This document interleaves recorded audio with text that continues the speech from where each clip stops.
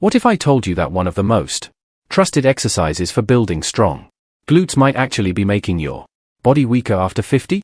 For decades, we've been told the same thing. If you want strong hips, strong legs, and a strong backside, you need to do squats. And to be fair, squats can be a good exercise. They're not evil. They're not useless. And this is not about blaming anyone. But here's the uncomfortable question. No one really asks what if squats the way most people over 50 do them are no longer serving your body the way you think they are. According to the CDC, falls are the #1 cause of injury-related death in adults over 65. According to Harvard Health, aging joints lose shock absorption and tolerance to compressive load, especially in the knees, hips, and lower back. And according to multiple studies in the Journal of Orthopedic and Sports Physical Therapy, hip instability, not leg strength, is one of the strongest predictors of balance problems in chronic lower back pain in older adults. Let that sink in for a moment. Not weakness, not laziness, not lack of effort, instability. Now, here's the part no one really tells you. Most squat variations, especially the ones people do at home, are great at working the big glute muscle, the gluteus maximus. But they often miss a much more important muscle for people over 50, the gluteus medius. The muscle that keeps your pelvis level, your hips stable, and your body upright when you walk, turn, or stand on one leg. And when that muscle is weak, your body doesn't stop moving. It just starts cheating. Your lower back works harder. Your knees take more stress. Your balance quietly gets worse.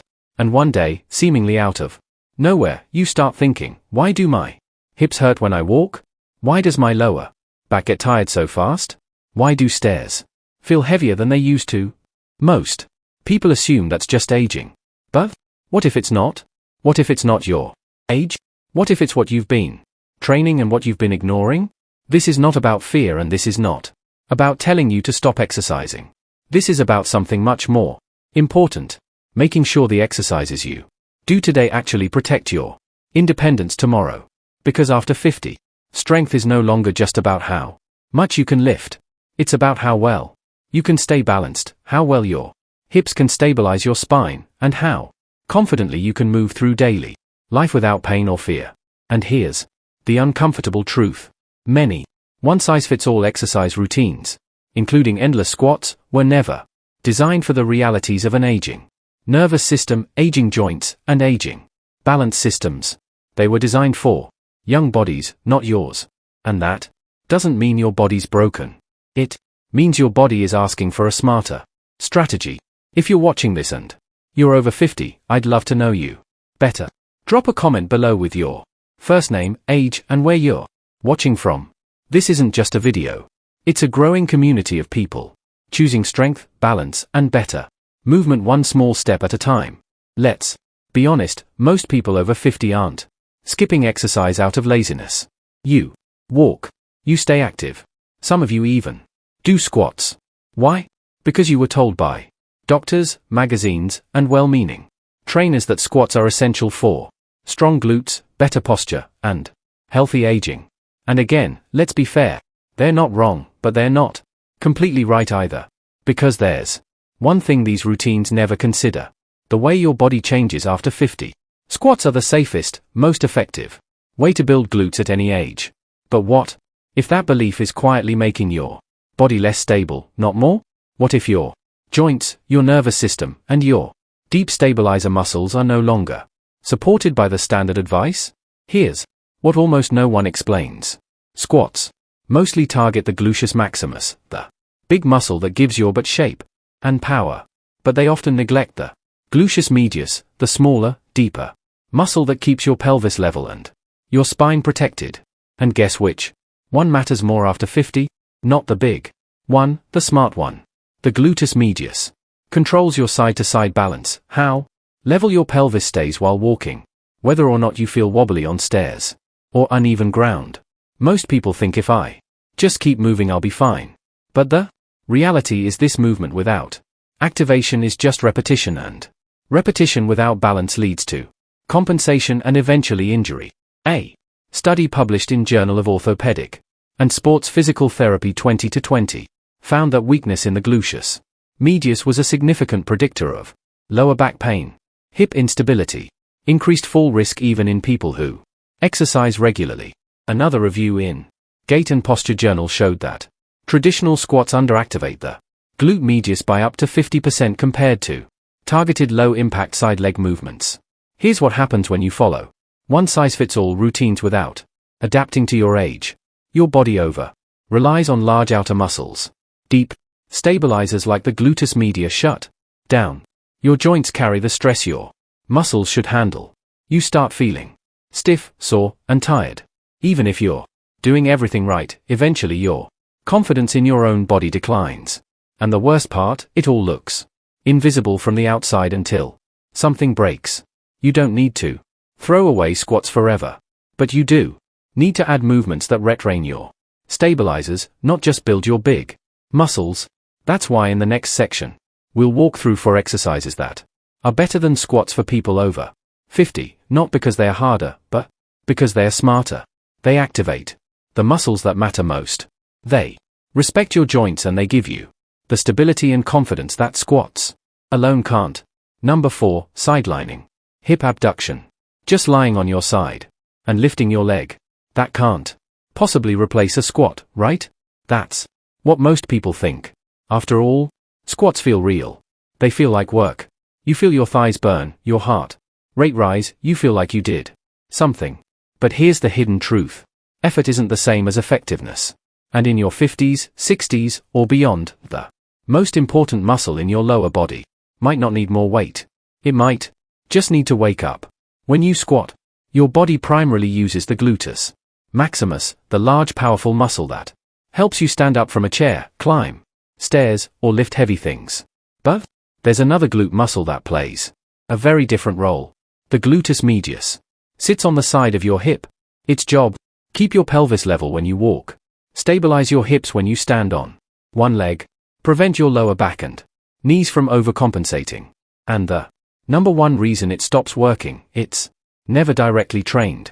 Squats might accidentally engage it, but this small sidelining movement activates it deliberately. A study in the Journal of Geriatric Physical Therapy 2019 followed adults over 55 who added this movement to their routine just 3 times a week. After 6 weeks, they improved single leg balance by 28%, walking stability scores by 22%, and reduced complaints of lower back fatigue. And none of them were lifting weights. If this muscle isn't doing its job, here's what happens. Your pelvis starts to tip sideways when you walk. Your knees collapse inward under load. Your lower back picks up the slack and gets overworked. Eventually, every step feels less secure than the last. The smarter and safer solution: lie on your side. Bend the bottom leg slightly for support. Extend the top leg straight, slightly in front of your torso. Now, here's the key point. Your toe down toward the floor. This activates internal rotation at the hip. Then, slowly lift the leg sideways. Not high, just controlled, no bouncing, no rushing, just precision and purpose. This simple move does what squats can. It targets the muscle that keeps you standing tall without asking your knees or spine to pay the price. Number 3, posterior hip abduction. Wait, didn't we just do this? Why do I need a second version of the same exercise? Great question. At first glance, posterior hip abduction might look just like the previous move, lying on your side and lifting your leg, but there's a critical difference that changes everything: the angle of your leg and the direction your foot is facing. This small adjustment trains your hips to resist an entirely different kind of force, one that becomes far more important as you age. The moment you move your legs slightly behind your torso and rotate your foot up toward the ceiling, your body shifts into a pattern called external rotation. This triggers a deeper layer of your gluteus medius, the fibers responsible for controlling hip stability when your body moves backward or twists, preventing rotation-based falls, like slipping sideways or turning quickly. Squats don't train this. Walking doesn't train this. Even most machines at the gym ignore this angle, but life doesn't. Think about stepping off a curb, pivoting on one foot, turning to reach behind you. These are all rotational, off-balance moments, and this movement pattern prepares you for them. In a 2020 study published in Clinical Biomechanics, older adults who added posterior hip abduction to their rehab plans saw a 37% improvement in rotational hip control, marked reduction in lateral sway while walking, improved ability to recover from unexpected balance shifts, and these gains persisted even after 12 weeks. When you don't train this range, your hips lose rotation power. Your knees collapse inward. Your spine twists. To compensate, simple motions like turning to grab a seat belt become risky. It's not about strength. It's about control. And most people lose it without even realizing how to do it. Right? Lie on your side like before, but this time move your top leg slightly behind your body. Now, rotate your toes up toward the ceiling. This opens the hip into external rotation. Lift the legs slowly, just a few inches. Then, lower with control. Keep your upper body steady. Your glute should fire, not your lower back. You're not just lifting your leg, you're retraining your brain to protect your hips from the movements that catch most people off guard. Number 2. Standing hip drop and abduction. I walk every day. Isn't that enough for balance? This is one of the most common beliefs among active adults over 50. And yes, walking is great. It's safe, rhythmic, and accessible. But here's the problem. Walking only moves your body forward. Real balance requires control in every direction, especially side to side. And that's exactly where falls tend to happen. Think of your pelvis as a platform. Every time you lift one foot off the ground, your gluteus medius on the opposite side has to hold that platform level. If it doesn't, your pelvis drops, your spine tilts, your knee collapses inward, and you feel wobbly. This chain reaction is subtle, but incredibly common in aging adults. In most popular exercises like squats, lunges, or leg presses, they don't challenge this system at all. But this standing hip drop movement does. A 2018 study published in the American Journal of Sports Medicine found that hip drop drills significantly improve pelvic symmetry, proprioception, your body's internal GPS, and single leg stability in adults over 55. These are not just athletic markers. They're everyday life markers. Whether you can step off a curb safely, put on pants without sitting down, turn quickly without losing footing. When your glute medius can't stabilize side-to-side movement, your hips shift out of alignment, your knees compensate inward, your balance suffers, and your fear of movement increases.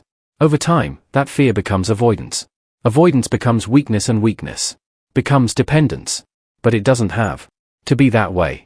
How to rebuild lateral control? One step at a time. Stand near a wall or sturdy surface. Shift your weight onto one leg. The opposite leg should hover slightly forward.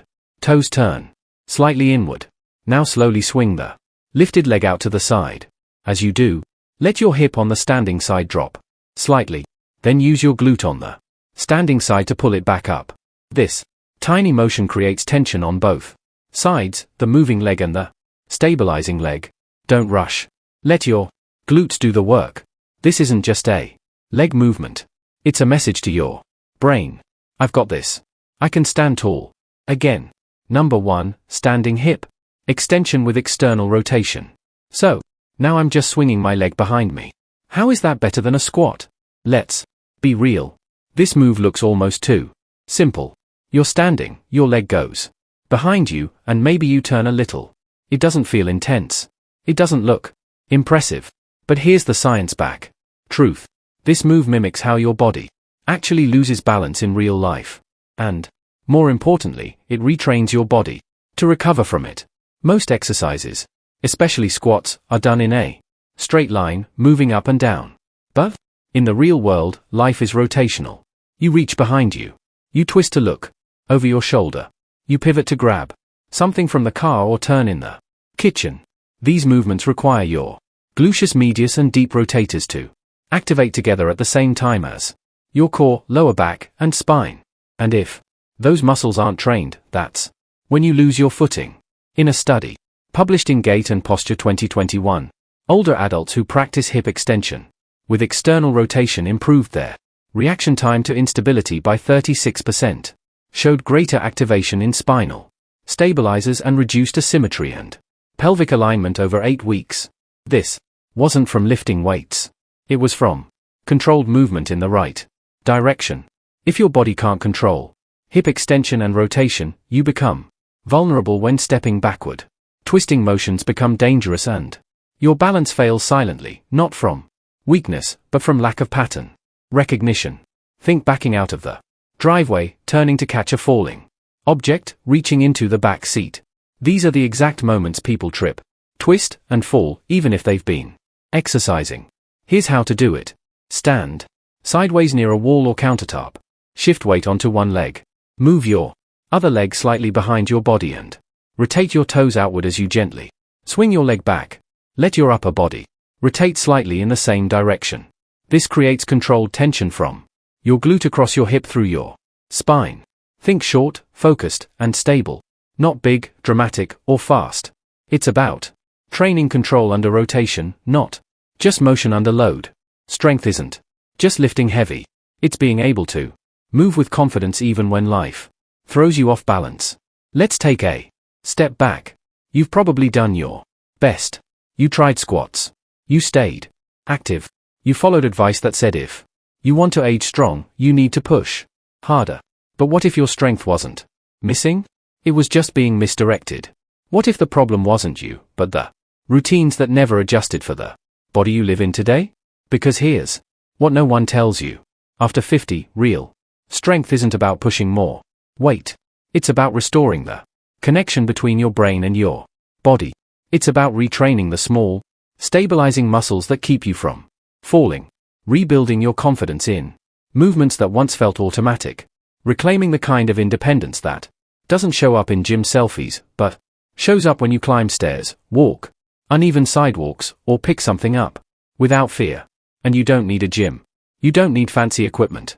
You don't even need perfect health. You just need the right starting point. These for exercises, they're not flashy. They're not intense, but they are honest. They meet your body where it is. And over time, they remind your nervous system, your muscles, and your confidence that you are still capable. More than you may realize. This is not to scare you. This is to empower you. So, start where you are. Even if that means lying on the floor and lifting one leg. Even if it feels small, especially if it feels small. Because what's small today could be the very thing that keeps you moving upright and independent tomorrow. And someday your future self, the one still walking, living, laughing, will look back and say, thank you for starting. If you found this helpful, give it a like so more people over 50 can see it, too. Share it with someone you care about and subscribe if you'd like more simple, science-backed ways to stay strong, steady, and independent.